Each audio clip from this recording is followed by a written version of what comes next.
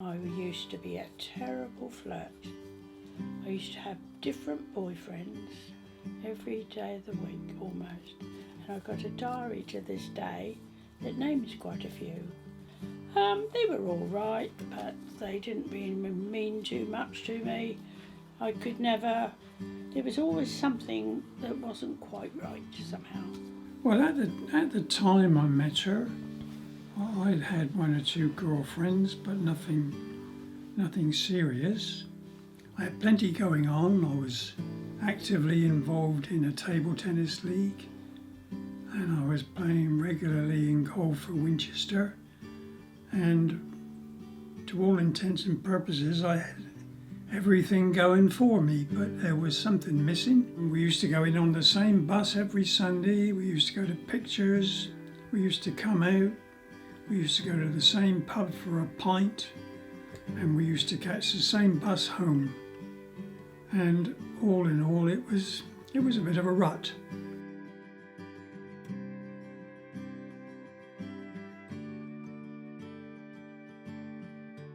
Well, I was born in a little village, Warburton village, and on the 6th of December 1931.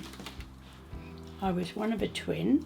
I had a twin brother called Dick, and I was 8 pounds 4 ounces when I was born, and my brother, he weighed 7 pounds. So my poor old mum, she got bigger and bigger and bigger. And my sister, who was 10 years older, told me later on that she thought she was going to just pop. And she had to go to bed for 3 whole months because she couldn't, before we were born, because she couldn't walk around at all. I was born on the 30th of April 1930 in a house in Stanmore, Winchester. I left school when I was about 14 and started work in the Winchester City Education Department for the princely sum of 25 shillings a week. Now, I first met Jean towards the end of January 1953. Saturday nights, we usually used to go to a couple of pubs for a pint, and then up to the Lido Ballroom, which was quite a popular place to go on a Saturday night. We went to the Lido in Winchester, and we were always taken there by coach because they wanted more girls. And I went with a couple of friends, and we were rather bored. No one had asked us especially to dance that evening, so we were just sitting it out. And then there was the interval, and after the interval there was always a ladies' choice dance. So the 3 of us stood and looked round the room, and opposite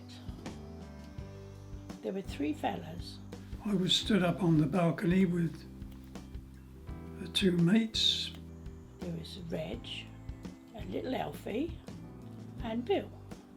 We picked which one we would like to dance with, and I said, well, I'm going to have the tallest one in the middle.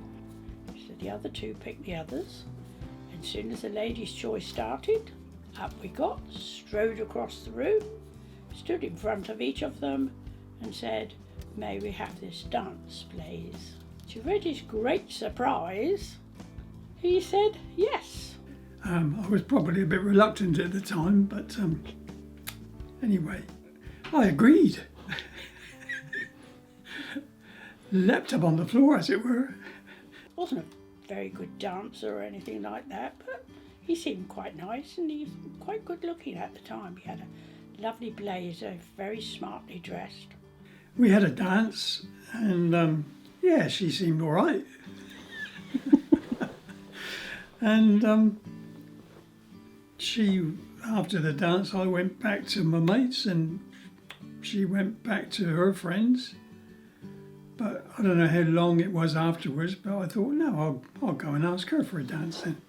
And I thought, oh, it's not bad. So we went back to our seat afterwards and we had a little chat between the three of us. And I said to the girls, I bet you, I think it was 10 shillings, but I don't think it could have been in those days. It's a lot of money, 10 shillings. But I bet them some money that this fella, would come over and ask me for a dance, because he nearly always did anyway. So we waited a few seconds, and then when there was a waltz, who should come across the floor but Reg? And he said, may I have this dance?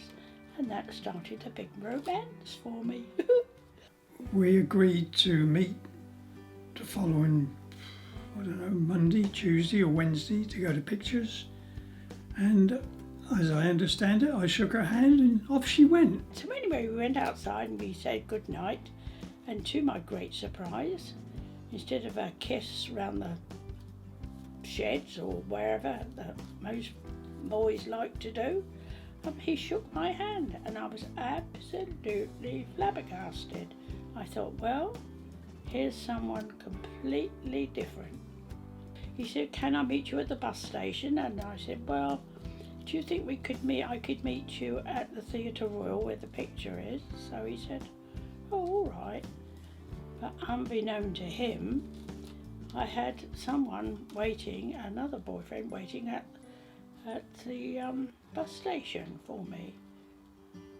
And there was no way of getting in touch with him. So I thought, well, I hope to goodness if I meet him at the Theatre Royal, perhaps the chap we won't bump into each other. So that was it.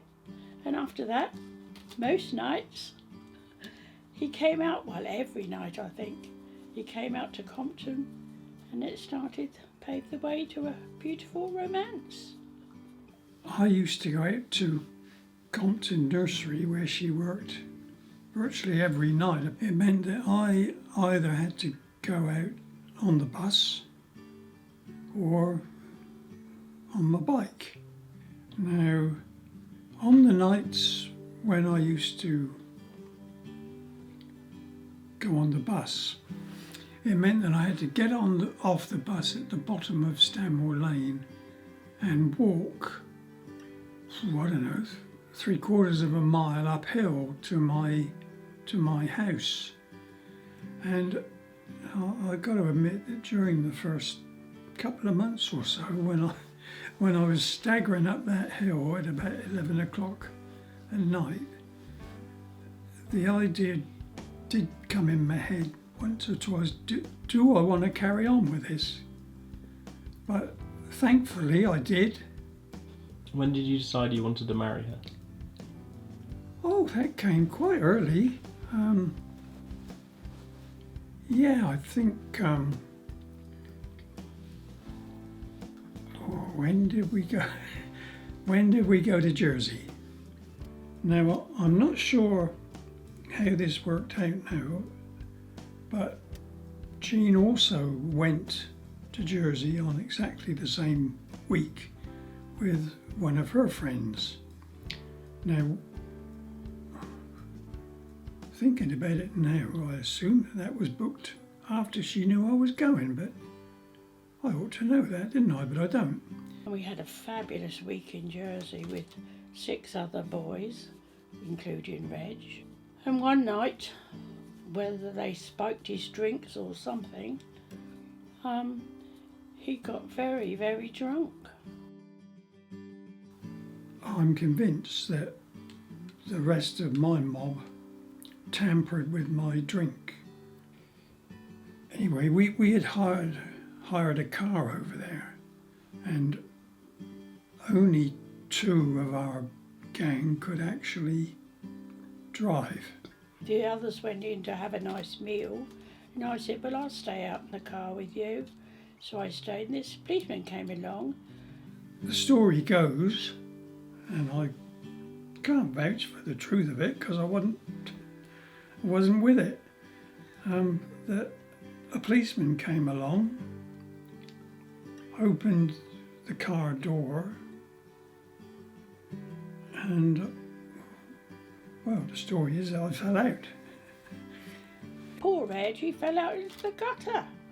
And I thought, oh my God, and the policeman was horrified. And he said, are you the driver of this vehicle? And I told him, how do you expect me to drive in this state? Which wouldn't have gone down too well these days, but I guess the Jersey police were a lot more tolerant. And then the policeman went off and he turned to me and he said, I'll never get this way again when we're married. And I thought, oh my goodness, we're getting married. That apparently goes down as a proposal. And that was it. So then we got engaged on my birthday. And we actually got engaged about a minute after midnight on the 6th of December, which was her birthday. No, we had a naughty weekend in Blackpool. Well, it wasn't a naughty weekend, really, was it? Well, it was a week.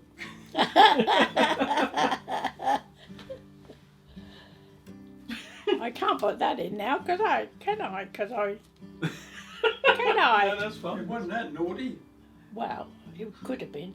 After the Jersey holiday and before the engagement in December, Jean and I went on a holiday to Blackpool in the October. We went on the same day that her twin brother got married, and she was a bridesmaid.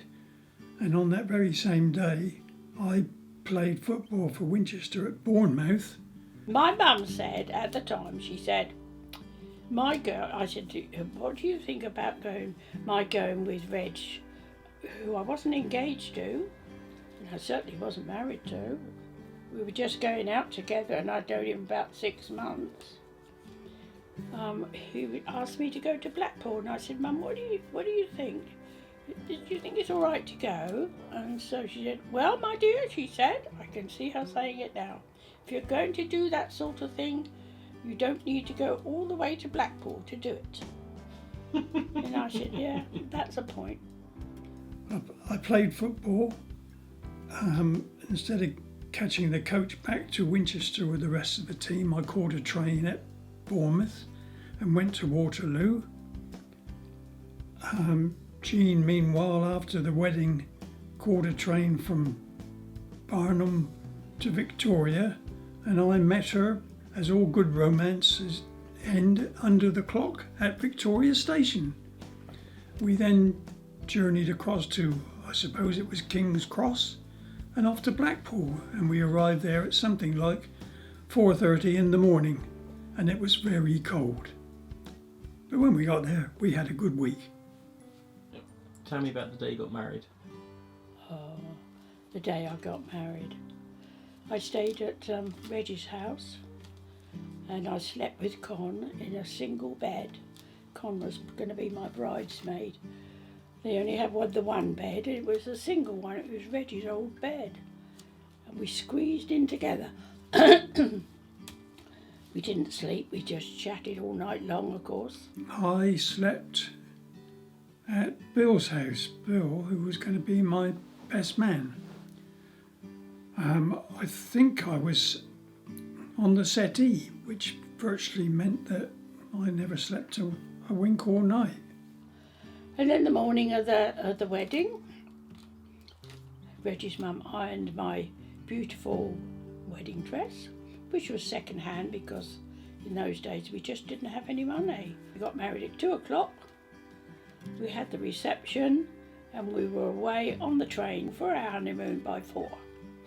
Very quick. I mean, I'd always imagined that we would live in a council house in the same way that I had all of my life up until that point. But he offered to loan us £200 for a deposit. I had to pay my dad back, so I had to work at the Compton nursery.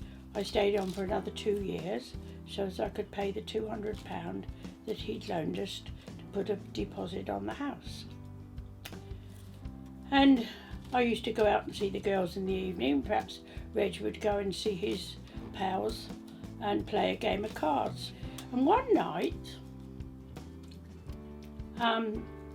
I came back from nursery and expected him back by 10 o'clock because he said he'd be back by then. 10:30 came, 11 o'clock came, 11:30 came, and I thought, oh, whatever's happened to him? So I had my bike in the house, in the front room, because we used to keep our bikes in the front room because it was a spare. We didn't have any furniture to put in it. So I got my bike out and I thought, well, I'll have to go up to his mum's. There was no telephone, I couldn't get in touch with him any other way. So I pulled my bike out, and just as I'd got to the end of the gate, he should roll up. And this was gone 12. We had a real blast. I went for him like one-o, and he was very apologetic. And in the end, we made it all up, and that night, my firstborn was whatever. Conceived, I think, is the word. And we would have liked to have called him Bragg after the card game. We made it up, and that was our one and only real bust-up, I think, in our lives. Oh, we've had a brilliant life. Absolutely brilliant life. We've had no rows, arguments, but no rows. What stands out to me is that we've had a good life. We happily don't row. We can have an argument, but it's soon forgotten. Well, she's obviously the greatest thing since sliced bread, although sliced bread came after I met her.